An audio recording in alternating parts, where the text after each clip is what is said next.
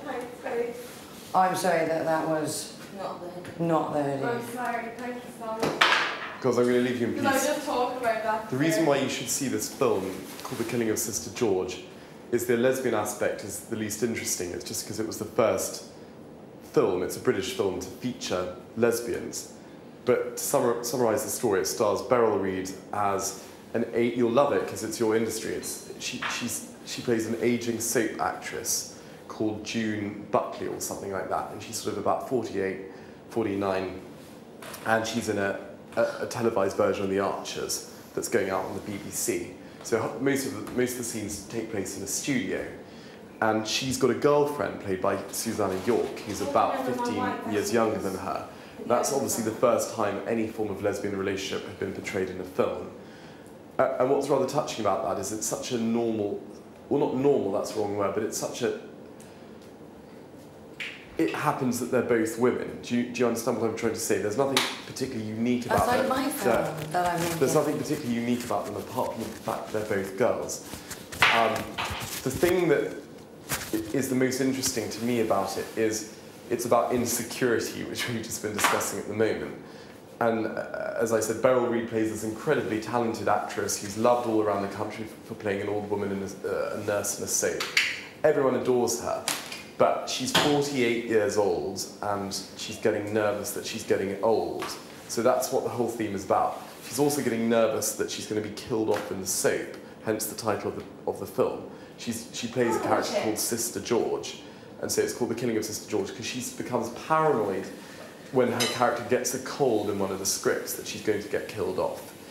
And thereby transpires a sort of maelstrom, is that the right word? A descent into a maelstrom of just disaster after disaster because of her nervousness, her erraticism and her alcoholism.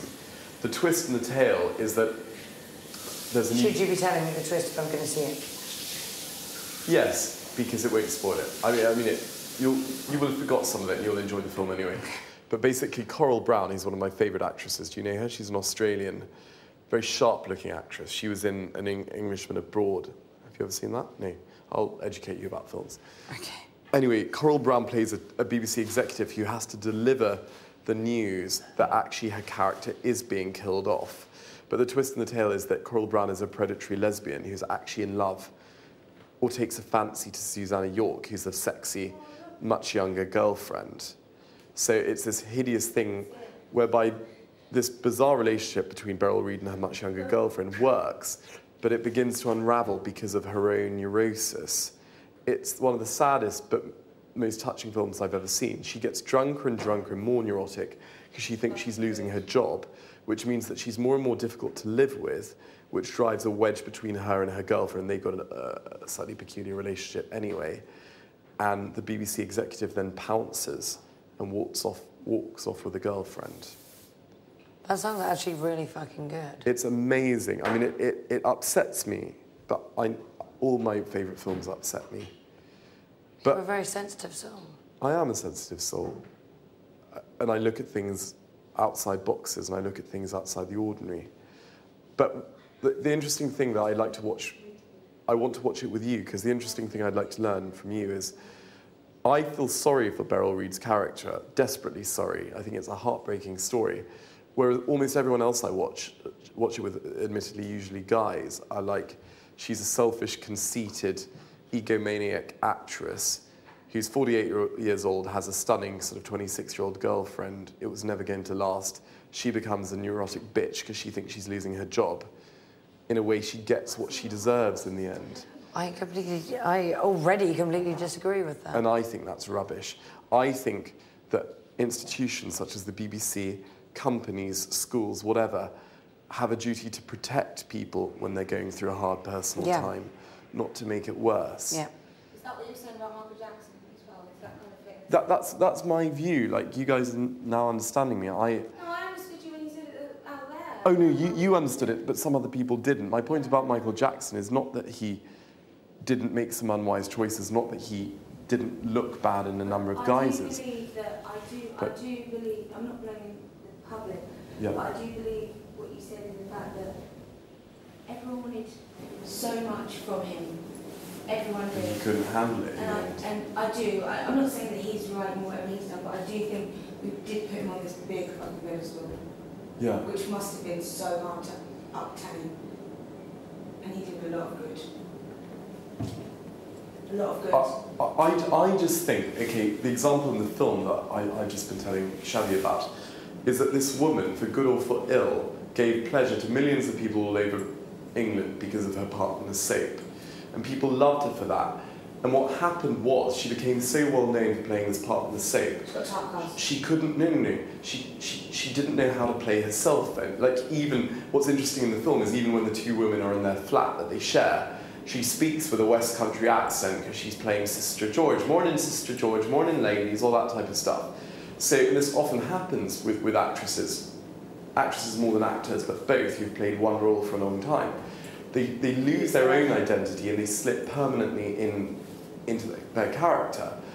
Now, in a way, she allowed that to happen because her ego liked the attention, but also millions of people all over the country wanted her all the time to be Sister George and never to be June Buckley. Do you get my point? Yes, I do. So like with Michael Jackson, everyone wanted a particular image from this woman, and so this woman stopped having a sense of self-worth. Her sense of self-worth was determined purely by her character. So then, when this bitch from the BBC thought, because she's getting old and going through the menopause and stuff, that she should be phased out of the soap, that was her whole, that wasn't just her job going, that was her identity, her way of life, and her definition. Yeah. So she became more and more upset and neurotic. And my view is, and I'm not saying this to be any type of saint, I just think it's kindness and common sense. My view is that in that situation, when someone is becoming mentally unstable, and of course, you all of my ding dong and charming. Well, she knows you're married, so she doesn't want to set herself up for a fall. Yeah, that's it. I think Rachel's after Steve. No, I mean, I think so, man. Apparently so. No. Look at this man. I'm He's taking. got more degrees than a thermometer. Who? Mr. Mensa, you. Yeah, he does. Mensa, the Mensa king. Such a bright boy. He's very bright. Bright as a button. My thesis on time travel won me a science award. Really? You're mega bright. Talk to me about time travel, man. What, you got a little thesis on time travel? I'd like to hear that. I'm off to I bed. know people that travel through time. Oh, love you, man. I'll see you tomorrow. Do you know any normal people, Dave? Yeah, you. Just saying that. No, I don't. None of us are normal. Just normal people, babe. You can't be going to bed already. You know it's like 1:30. No. You can't go to sleep if you don't have this quick. It's like 1:30. It's 1:30. You know they'll probably they've been very generous letting us sleep in. They're probably going to wake us at about God knows what tomorrow. Who knows? I'm knackered. I need my sleep. Come down here with Bobby Writer. What? Coming down here with us and Bobby Writer. Bobby Writer? You don't have to go to bed yet. You've got 10 minutes. I know you got to put all your creams on and do all this. I've got to do all that stuff. Put my creams on, cheeky bastard. I know you got to put all your creams on, and love on all your people, and you've got to go to sleep before he taxis down the runway. I understand that. We're all in that predicament. Every single one of us. I bet you ruined the day you ever chose that bed to sleep on you. It is, yeah. It's a nightmare. Just think of it as lots of fun. Just think of it as lots of fun, but without any of the fun. Dude, I wonder. So it's just lots of it. I wonder how many engines he's going to fire up tonight. I wonder if it's 2 cylinders. Don't forget he's on a curry. And booze. That's going to be turbo. It's going to be a turbo boom. I wonder if he's going to blow a panel tonight. There's no joke. He's blown 2 panels. Imagine going on Big Brother, Little Brother, and they're asking you about Steve snoring. And you tell him, dude, it's like a whirlwind blowing through there. Oh. You're watching it. Why do I feel so nervous? What are you nervous about? Losing my temporary home, being integrated back into society. You're not going to lose your temporary home. I feel completely and utterly relaxed. Good night, ladies. Oh, you're not going to bed. They're Oh, going for a okay. cigarette. Okay. They're going to walk to the. They're going to walk to have a cigarette, then walk back to the bathroom. No, we're going to bed. Are you? Actually, Definitely. we're going to break the routine, love. Break it. I need to get my hat. Break it before Steve breaks it. We're breaking up. We're breaking up. I need to go for a wee and brush Breaking my up teeth. is hard to do.